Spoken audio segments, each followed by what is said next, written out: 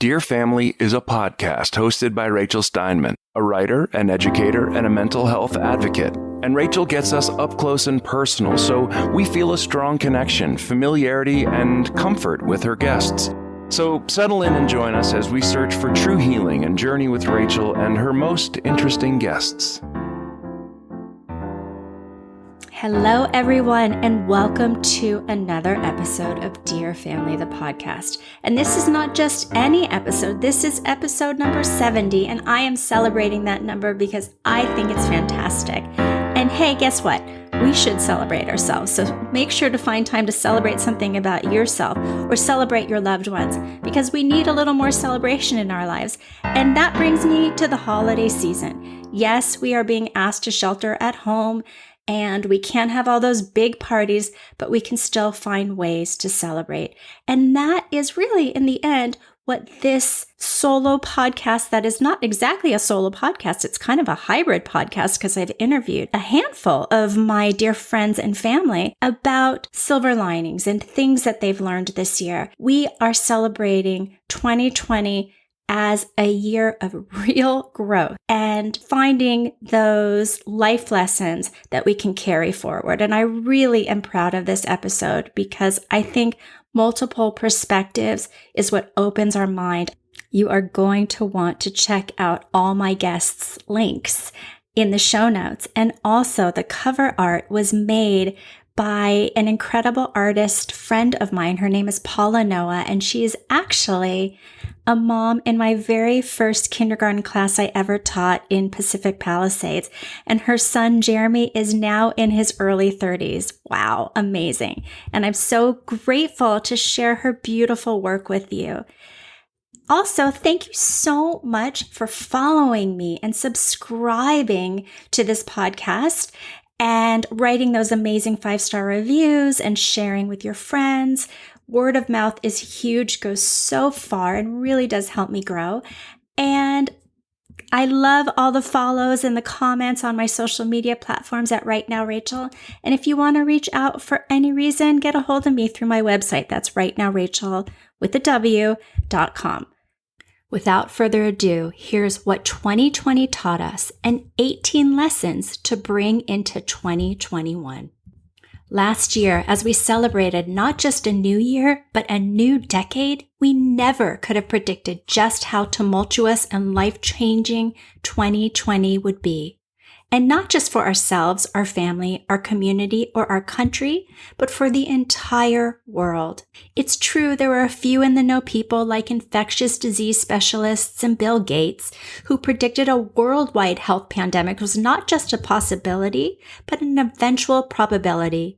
And yes, once it became apparent that the virus was not contained in China, people like Dr. Fauci and Dr. Sanjay Gupta did in fact warn us from day one of this long timeline that included multiple waves and surges until a vaccine was developed, but we never could have conceived or truly understood what we were about to be in for. A once-in-a-century black swan event in the form of an airborne novel coronavirus would put us all on lockdown and change life as we knew it as it crossed every continent and affected every single human being on this planet. 2020 has taken a lot out of us, and it will undoubtedly go down in the history books as a year full of unprecedented unpredictability and uncertainty, a year that felt more like a decade. And our now daily Zoom meetings began with jokes like, "Happy 256th day of March," or "Happy 7th Monday of the week." And there are so many classic memes, and you can definitely check those out if you see my corresponding essay. For example, the internet loving meme of the Reese Witherspoon challenge, where you see her really happy in January, and by September, she's just beyond distraught. The CDC predicts that the U.S. virus deaths, which are currently nearing 300,000, could approach 500,000 by February, which is bracing us all for a very dark winter. Add job losses, school closures, the inability to hug our loved ones, the West Coast burning, flooding of the Southern Coast, that Black Lives Matter protests shined a light on how deep-rooted racism still is, and our political system illuminating a bitterly divided country that is further fueled by misinformation on YouTube, Twitter, and Facebook. And while 2020 feels like an actual dumpster fire, we've been asked to keep our kids home from school and not go into work. Holiday plans, birthday parties, concerts, and travel have all been canceled. As we drive down the street and we see businesses and restaurants that are boarded up, we're unsure if the establishments that are still hanging on by a thread will be able to survive. And behind each hard-fought entrepreneurial dream are people who need to pay their mortgage or their rent. And most pressing, putting food on the table and paying to keep the heat running while not becoming ill. To many, 2020 felt like a real loss of freedom as their government told them to shelter at home while deciding who is considered essential to continue to work. As we look forward to 2021, with the promise of effective vaccines to eradicate COVID-19, we can all acknowledge all that we have lost while also appreciating what, in fact, we have gained. Instead of seeing 2020 as the worst year ever, what if we choose to see it as a true reset, a time not wasted, but rather gained? What if we come out of 2020 all the wiser with priceless insight to bring into not just the new year, but over our lifetime? I decided to take an informal poll with some of my dear family and friends to get multiple perspectives on whether 2020 felt like it was all but a waste. And I asked the same 3 questions that I'd been reflecting on. What was the hardest part of 2020? What were the silver linings? And what is the biggest lesson learned this year to either bring forward or leave behind in 2021? I'm really excited to share this list of 18 lessons that are learned from 2020 that are worth bringing forward into 2021. And many of you have seen this quote going around, but I do think it's the best quote for 2020. And it's, I thought 2020 would be the year I got everything I wanted. Now I know 2020 is the year I appreciate everything I have. All right, here we go. Number 1. One of the biggest lessons this unreal year has shown us is to not take anything for granted, to count our blessings, and to be content with what we already have. True wealth comes from what money can't buy, like love and friendship and nature and happiness and good mental and physical health.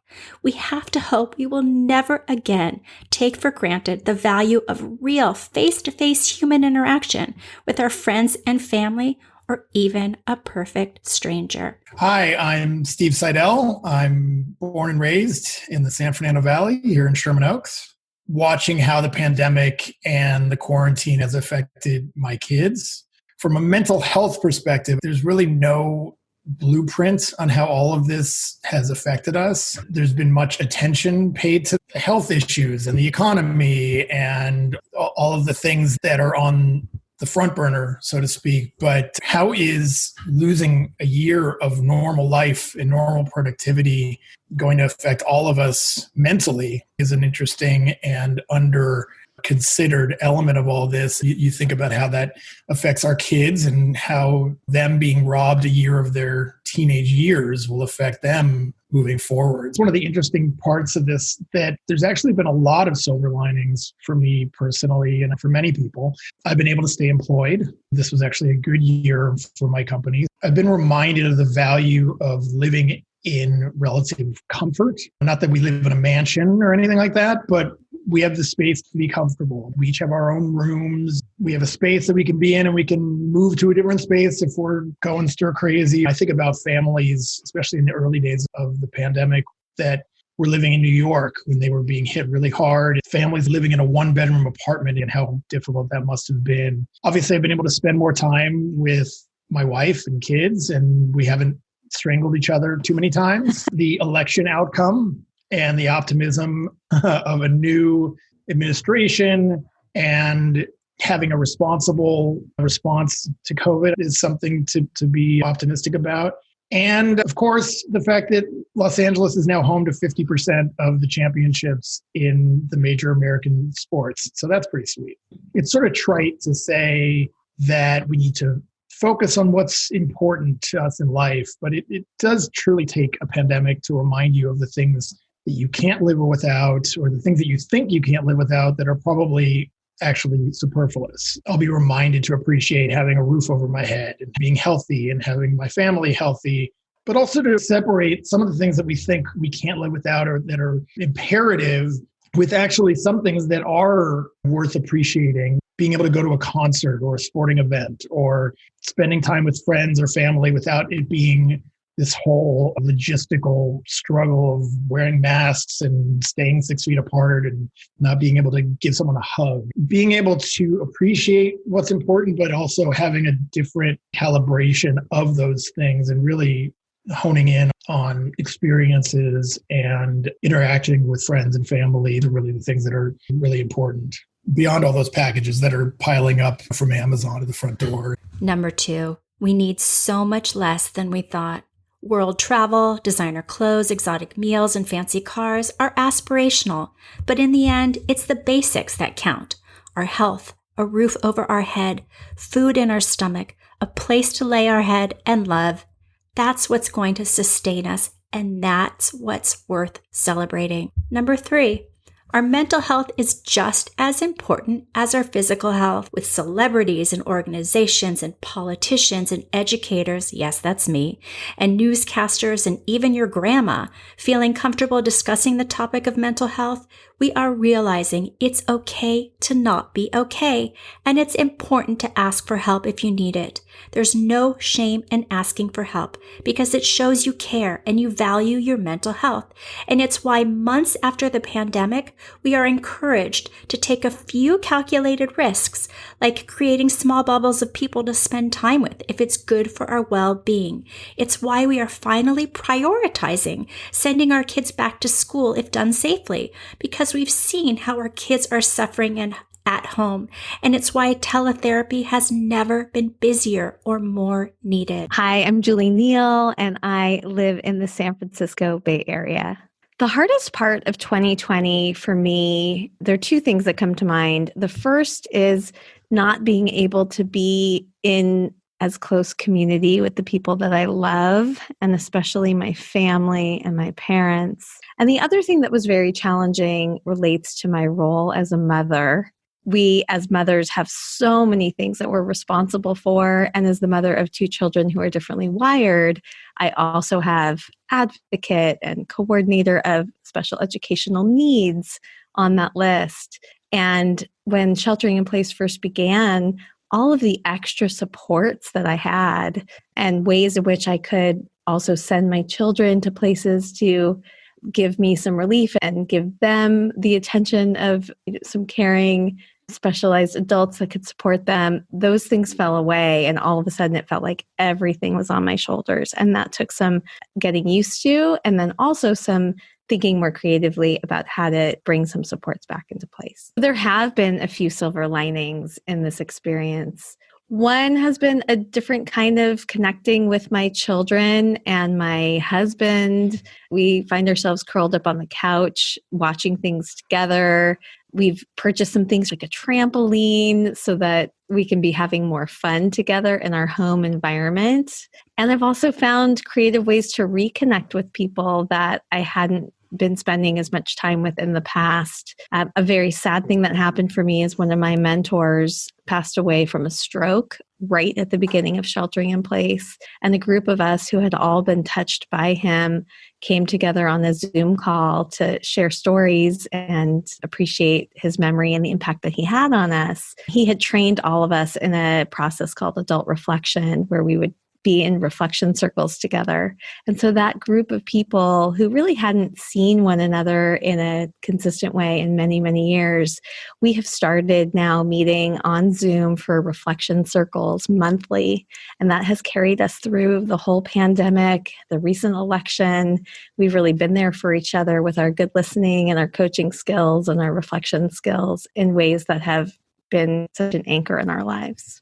One of the biggest lessons that I relearned in this pandemic experience was how to reclaim my life and ask for help. In my own journey as a mother, a little over 4 years ago, I decided I wanted to live what I call my epic life. And that was because in about 10 years of motherhood, I really feel like I had lost parts of my identity. And when the pandemic hit, it felt like I had regressed back into that sense of losing myself. And it took me about a month before I got back in touch with what are the things that really fill me outside of my mothering role. And it was actually my teenage son who helped me one day in the kitchen. He said, "Mom, when was the last time you did something related to Mother's Quest?" Which he knows I'm so passionate about. And that got me thinking, I do need to reconnect and reclaim to the things that bring me fulfillment. It encouraged me to have a conversation with my husband and to figure out where were there times in the week where he could actually be the one in charge and I could have dedicated time for the things that mattered to me. That was a lesson I had learned and a step I had taken in my life to claim more for myself, but it did feel like it slipped away. I'm definitely taking with me this reminder of the importance of being multidimensional in your own identity and how you spend your time and asking for the time and space that you need so that you can nurture that. Number 4, essential workers are true heroes. No longer will we look past our frontline workers like the grocery staff, our mail person, the delivery people, the custodial workers, and of course our teachers, doctors, nurses, and scientists.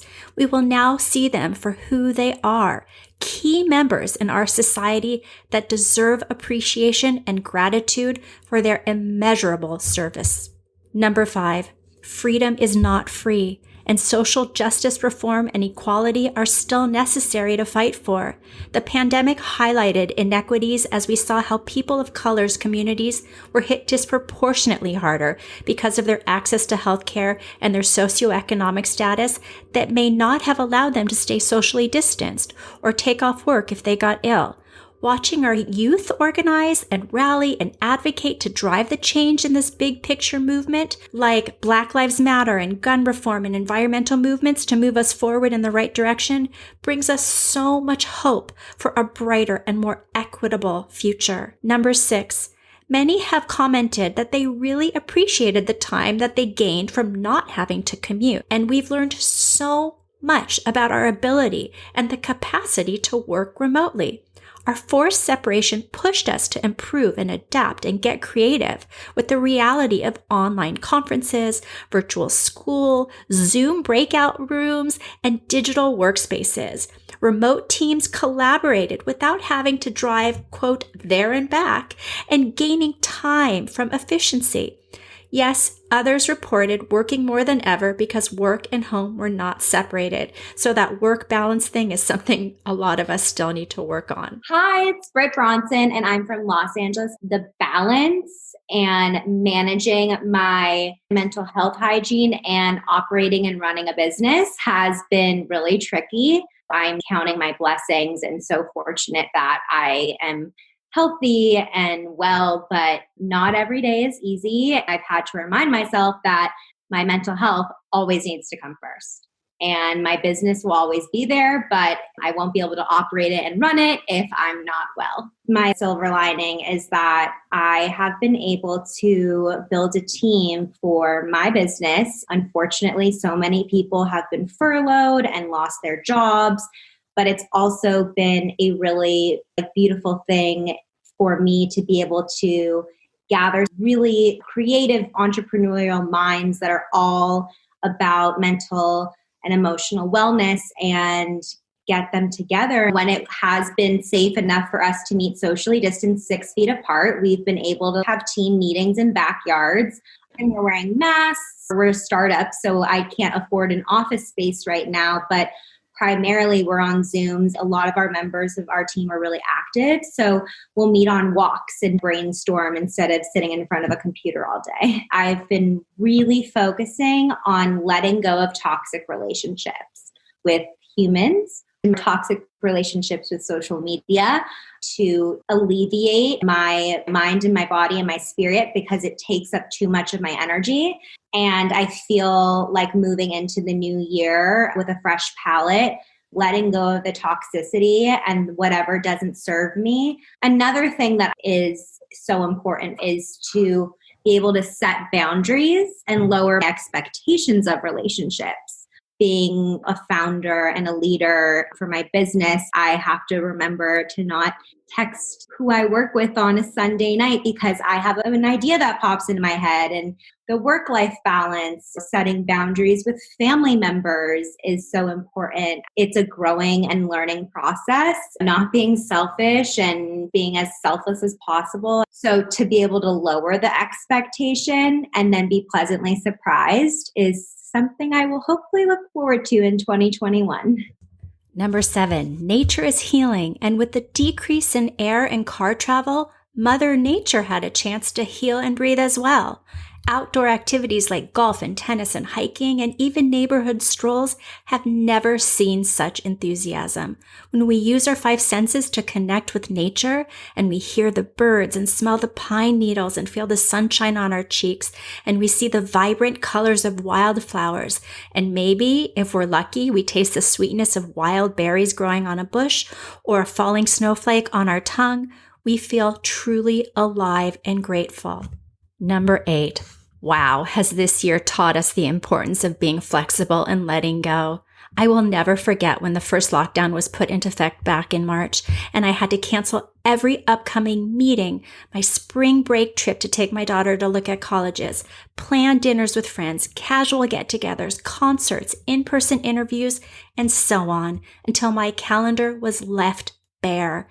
My focus shifted to what was most important, and that was my family's health and safety and getting groceries. And at the beginning, that included toilet paper, hand sanitizer, and yes, bread, flour, and yeast. Number 9, many of us have literally been forced to slow down.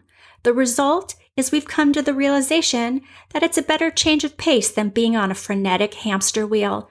It feels very counterintuitive to many, especially high achievers, but rest is productive.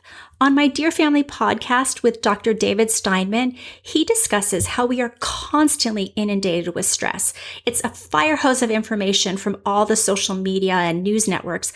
And we also have this thing called future shock as we try to keep up with the fast pace of our world. And while we stare at screens for hours on end, our fight or flight system is working on overload. And yet, we're not fighting, nor are we flighting. So he describes this conundrum as being, quote, all stressed up with nowhere to go. The antidote to stress is relaxation. Hi, my name is Lauren Mayer and I live in New Jersey. The hardest part of 2020 for me came at the beginning of this whole COVID pandemic. I had a really bad depressive episode and landed in the hospital for about a week and a half. That was the low point for me and for my family. This is something I've been dealing with since I'm 19 years old, so I can't blame it entirely on the pandemic. I've been through this before. Maybe the pressure of having the kids home and having my husband home, I don't think that helped. It's always hard to know where the breaking points come. Surprisingly, there have been tons of silver linings for me and for the family. We've learned that we don't need to run so much and we don't need to always be so busy and on the go and running from program to program and restaurant to restaurant. We've learned to slow down. Other silver linings have been that we all enjoy each other's company after all this time.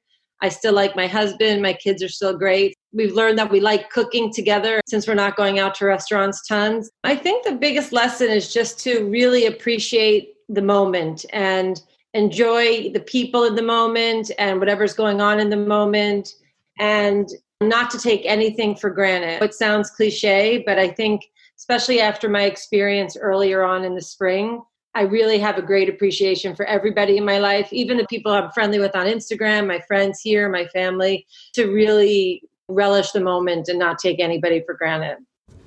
Number 10, we may have known this before the pandemic, but it's glaringly clear that self-care should be a priority and that it's not selfish. A warm bubble bath, a favorite cup of tea, a soothing playlist, a conversation with your best friend that's filled with laughter, And not forgetting to still go to your annual doctor or biannual dentist appointments means you are prioritizing your wellness and looking out for number one. You can only give so much if you're run down and don't take care of yourself first. Number 11, there is a pandemic of loneliness, and it's painful to think of so many people living alone. Social distance does not mean social isolation, and alone does not mean lonely. Many of us have come out of this experience learning the value of spending quiet time with ourselves and enjoying our own company.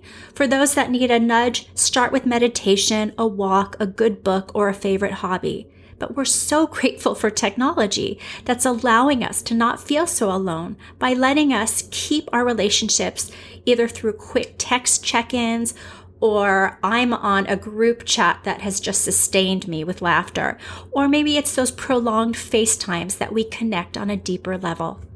Hi, my name is Didon Bruner, and I live in Washington, D.C. I have a 9-year-old, and there were expectations in terms of how the school year would end, how the summer would go, and how the next school year would start. Not being able to explain to her what was going on was a real challenge. She's really resilient and trusts in her parents. She kept leaning to us to tell her, how long is this going to go on? What does this mean? What's going to happen next? And not knowing was really, really difficult, not just to deal with on our end, but to convey to her. Her school ended at 3rd grade. So she was the big kid on campus. So there are all kinds of 3rd grade activities that the kids go on, which I understand are trivial in the grand scheme of things.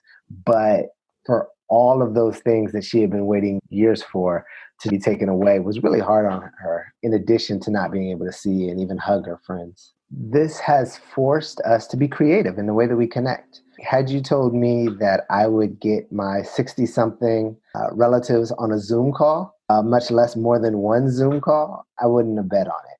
But we've been able to have Thanksgiving check-ins and birthday check-ins and just wellness checks on relatives who live alone, who otherwise people may not have spoken to them for months. While it is a challenge, there have really been some good opportunities by way of connections. We strive for all these other things, be they accomplishments and accolades and levels of monetary wealth, but without your health, it does not matter. This year, I committed myself to being a little more healthy and was able to significantly lose some weight over the course of 2020. Also, this year, my mother had some health challenges that we are happy to report she's recovered fully from. When you see these numbers that are almost unbelievable, how many people are suffering and dying, it really gives you a solemn reminder that without your health, nothing else matters. Number 12, the importance of hygiene is a big lesson,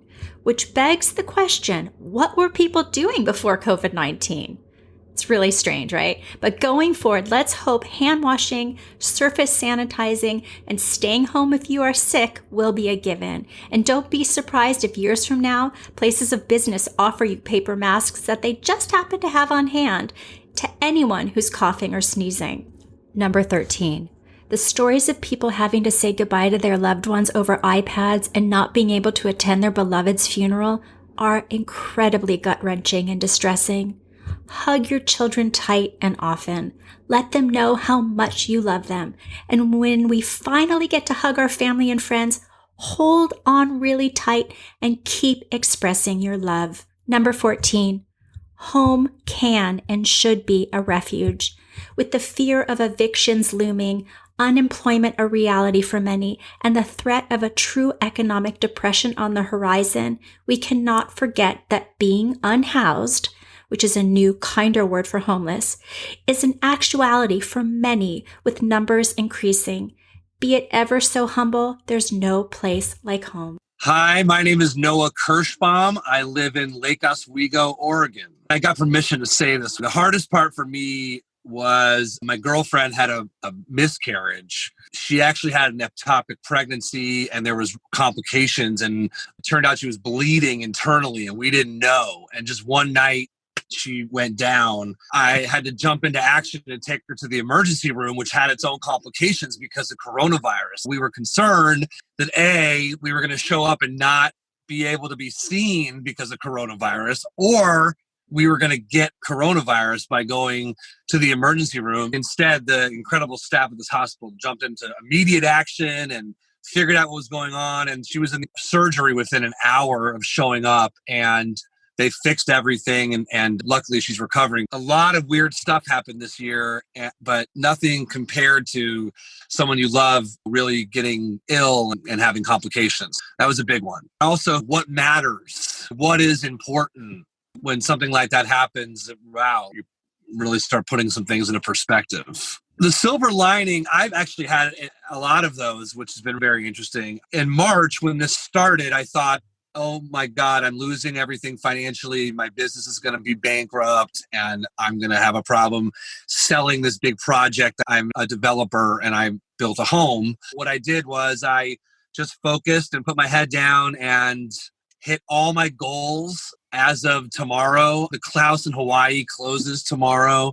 I was able to build some really great relationships with my clients here. All of the hard work that I did March, April, and May really paid off. We're going to start 2021 with clients and an agenda, and I'm really pleased. The one that's going to get me my goal in the end. Actually, there's two.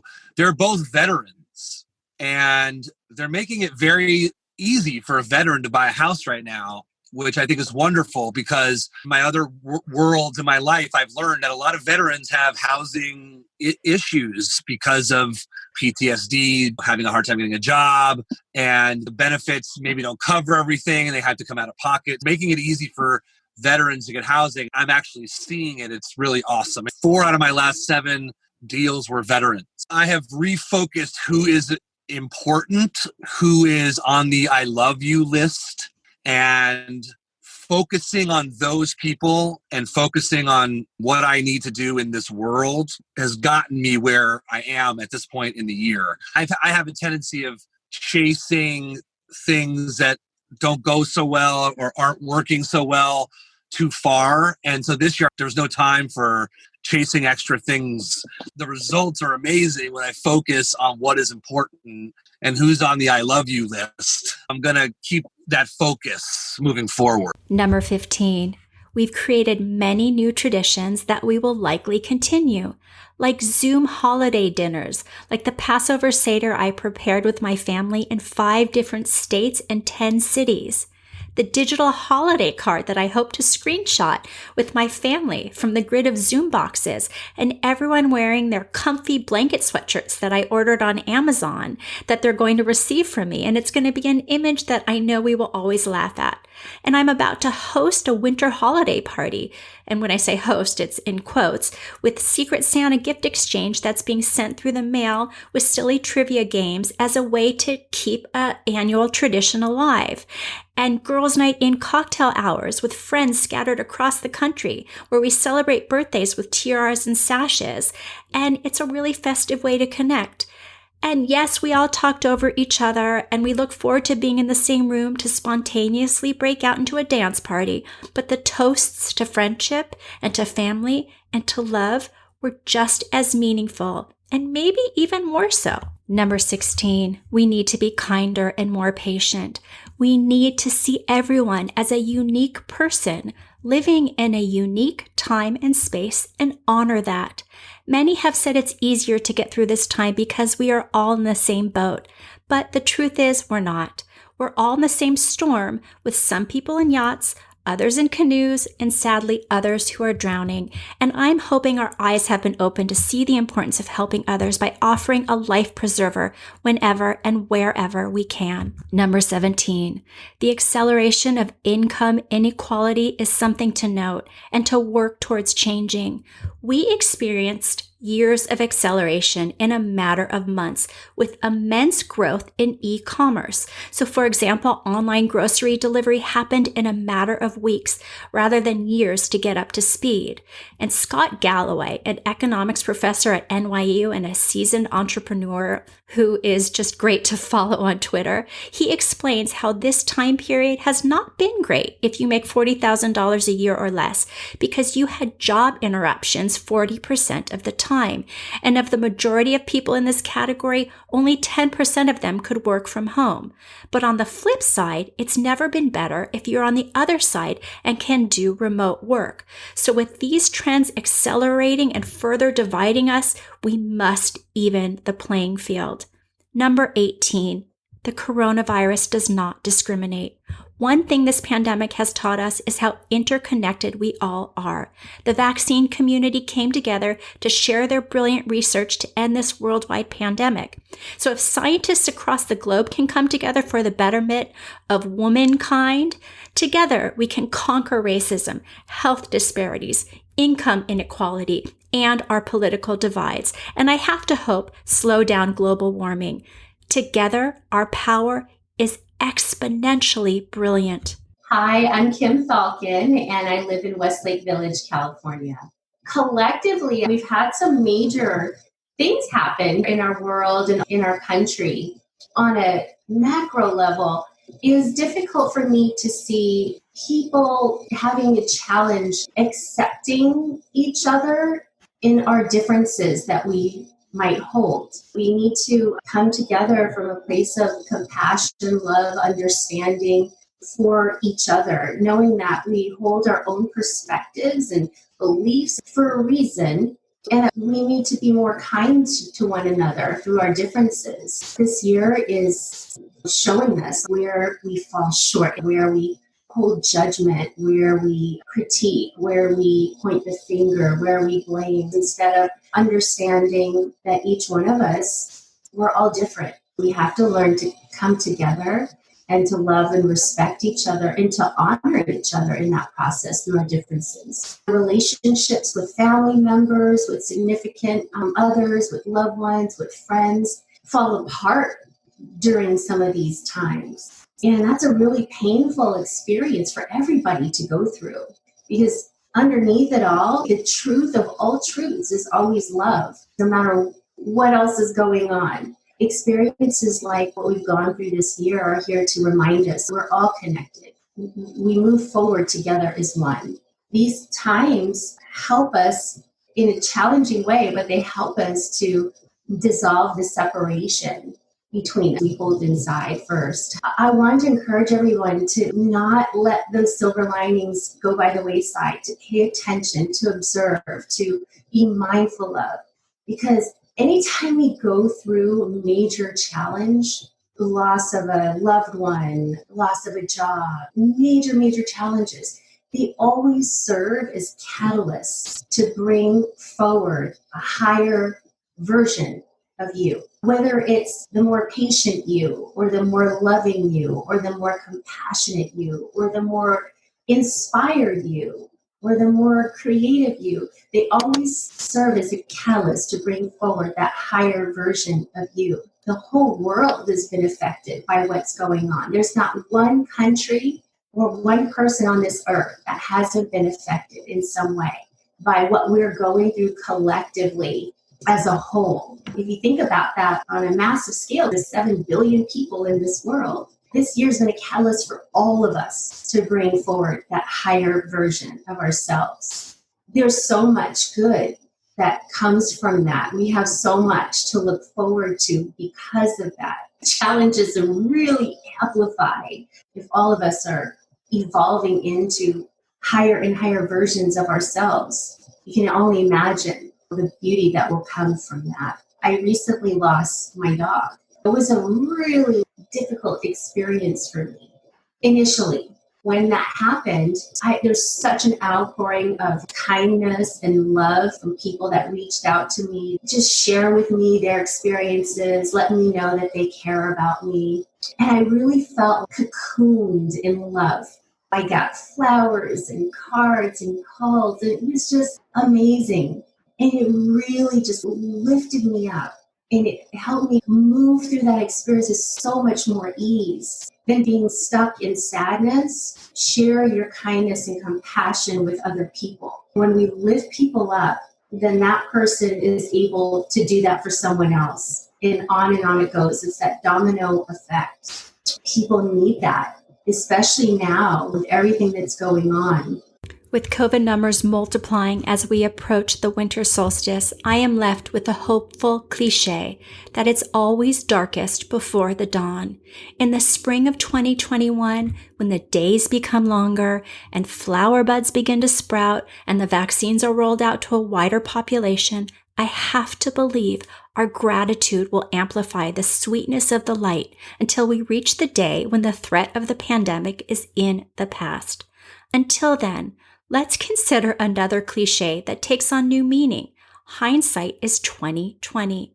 In this new instance, we are meant to reflect on what is most important in life, something that only a massive once-in-a-lifetime collective lived experience that shifted all of our perspectives could teach us. I wish you love and happiness and good mental health. Happy holidays and Happy New Year. May 2021 bring you all your heart desires. This is Rachel Steinman. For more information or to contact me with any questions, comments, or guest ideas, please check out rightnowrachel.com. That's right with a W.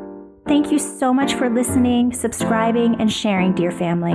And if you found value in what you've just heard, I would love and so appreciate a great review on Apple Podcasts, Stitcher, or wherever you listen to your podcasts. Until next time, I wish you love, happiness, and good mental health.